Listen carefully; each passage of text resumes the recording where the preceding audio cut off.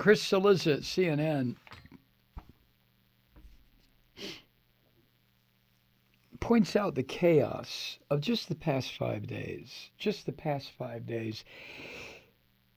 Chaos has been the defining word of the Trump presidency from the fucker's inauguration speech. Total chaos. And Cillizza writes, that's why it's hard to say that things are ever somehow more chaotic than the day before. Because what's more chaotic than utter chaos, right?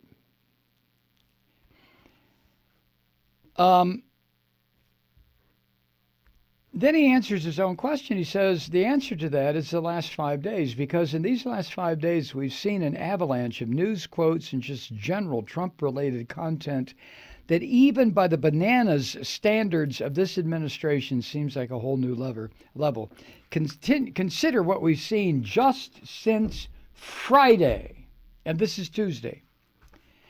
2 Trump rallies, one in Mississippi and one in Kentucky, filled with the now familiar rhetorical excesses and outright lies that have become Trump's calling card. Second, a federal appeals court rules against Trump on taxes, setting up a likely Supreme Court showdown. Third, E. Jean Carroll, a columnist who alleged that Trump sexually assaulted her, raped her in the 1990s, filed a defamation suit against him. 4, the Department of Justice threatens legal action against the publishers of a not yet released anonymous tell-all memoir of Trump in the White House. That's the book Warning. They threaten against, I mean, goddamn, a threat against something that hasn't even been fucking published yet. This is where we live. This is where we're going. Why can't we put millions of people in the streets to stop this while we still can? Calm down, Mike. Number 5.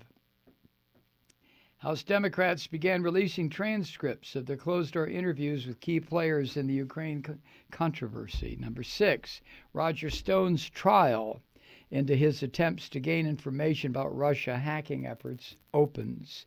Number 7, newly released documents from former special counsel Mueller's investigation made clear the Trump campaign was very focused on trying to find Hillary Clinton's deleted emails. And in that same frame, Friday night at 5 p.m. through this morning at 10 a.m. Eastern, Trump had tweeted 68 times. In addition to dozens of other retweets, he also held 3 press availabilities, one each on Saturday, Sunday, and Monday, as he traveled to and from New York City and then to Kentucky. The rate of news and the sheer quantity of words spoken or tweeted by Trump since Friday are staggering. Even for people who are paid to follow this stuff, the last few days have been mentally exhausting.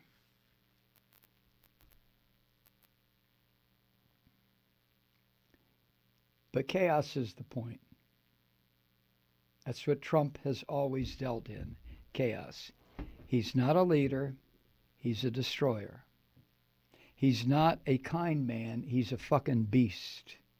He's not a smart man, he's one of the most ignorant savages ever to be in the office of the presidency. He's not a benevolent man, he is a malevolent man.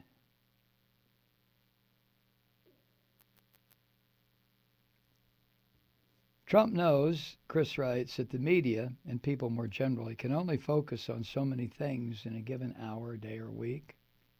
And so the more he throws shit up against the wall, the harder it is for anyone to hone in on any of the stories, like impeachment, that are less favorable to him on a day-to-day basis. You can't look in 10 places at once.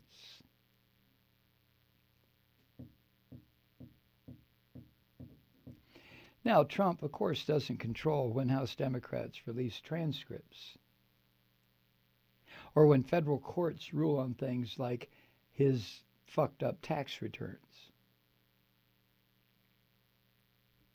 But anyway, the more people tune out and just say, like every day, I tell Kathy, why the fuck am I doing this again today?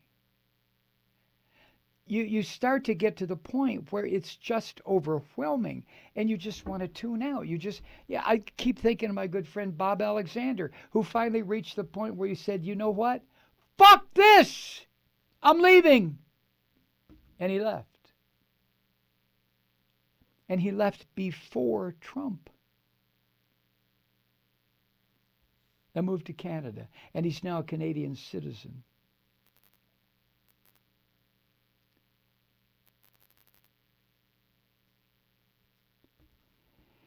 Anyway, the more people tune out and decide that what they see coming in this avalanche of shit from Trump's Washington, the more they just describe it to, oh, it's just the same old stuff. I'm starting to hear that here in the South, too. Well, they're all like that. Oh, what's the big fucking deal, So I made a phone call to the president of Ukraine. So what? They're all a bunch of liars. Jesus Christ. That works for Trump. That's exactly what he wants. His behavior is actually deeply abnormal. He is a sociopath. I think you get that. The pox on both houses mentality that a lot of people are starting to feel helps him immeasurably because it avoids casting his actions, what he does, and his words, what he says, for what they are. Totally ahistoric. There's nothing like this in the past in this country. There is in Germany, in Italy, in Spain, in Japan, in some South American countries, Central American, Middle Eastern countries. But up to this point, up until this raunchy, rancid son of a bitch was spewed up on the stage in this country, we managed to, for the most part, escape that. Not anymore. Not anymore.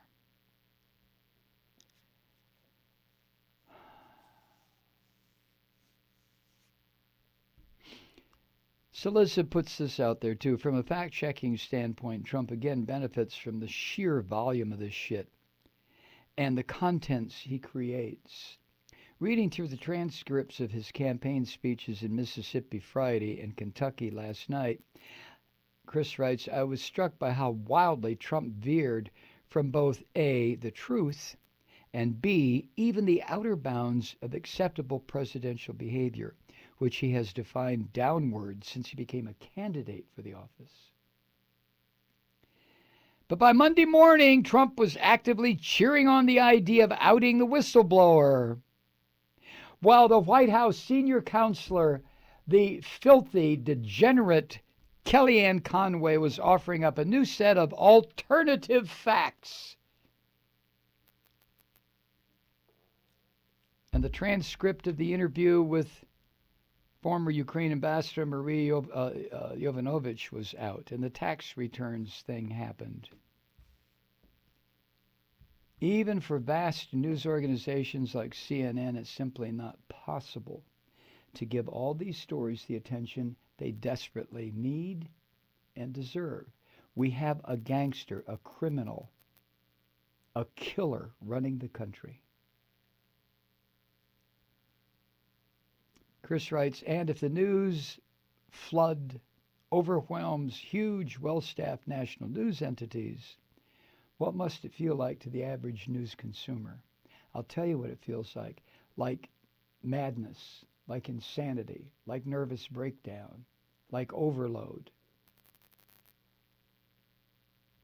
Drinking from a fire hose doesn't come even close. Yeah, that's the truth.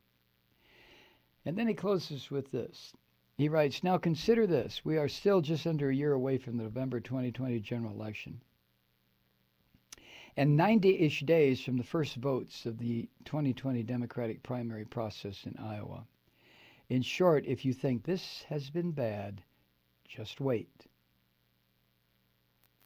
The real question going forward is not whether this news stream will let up, because it won't, but what the political and psychological impact of this unending chaos will be.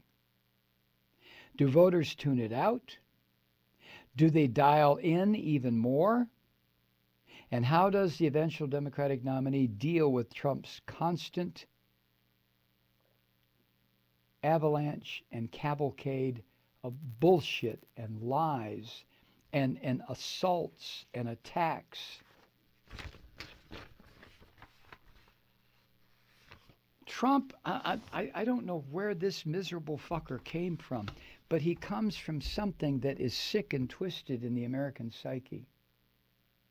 You want a good example of that? Take a look at these little shits who work at the Fox sewer, starting with Hannity. And who's the one, the business side? Who is that?